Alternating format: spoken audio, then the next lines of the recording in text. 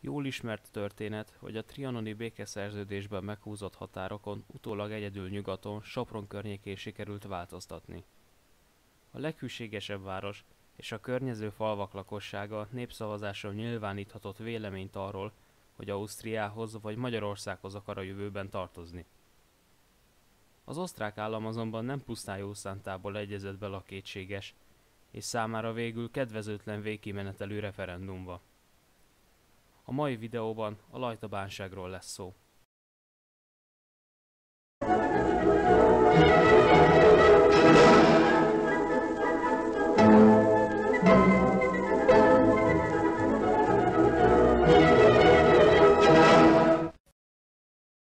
Nyugat-Magyarország, vagy immár Burgenland elszakítását követően néhány katonatiszt élükön Prónai Pállal és Héjas Ivánnal egy szabad csapatot szervezett a terület felszabadítása érdekében.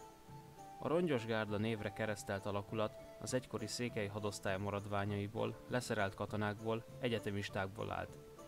Ugyancsak csatlakozott hozzájuk mintegy 100 fő bosnyák és albán muszlim önkéntes, akik Durics Hilmi Hussein vezetése alatt érkeztek. A Rongyos Gárda szembeszállt a terület átvételére érkező osztrák csendőrséggel, és Ágfalvánál vissza is szorították őket.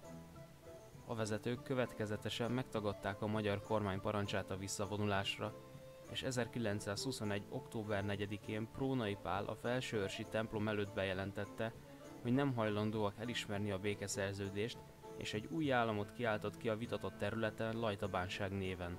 A Lajta-bánságot természetesen egyetlen állam sem ismerte el, és nem is tudta ellátni a hagyományos állami funkciókat.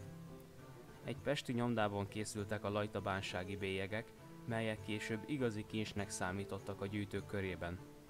A furcsa vállalkozás azonban egy fontos eredményt ért el. Az addig elutasító osztrákok Velencében végre hajlandóak voltak tárgyalóasztalhoz ülni a magyar kormánnyal a határ felülvizsgálatának kérdése kapcsán.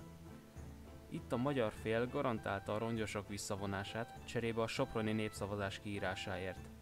A megállapodásnak sikerült is érvényt szerezni, és Prónai csapatai hamarosan kivonultak a kérdéses területről. A Lajta-bánság így alig egy hónapnyi fennállást követően november 5-én megszűnt létezni.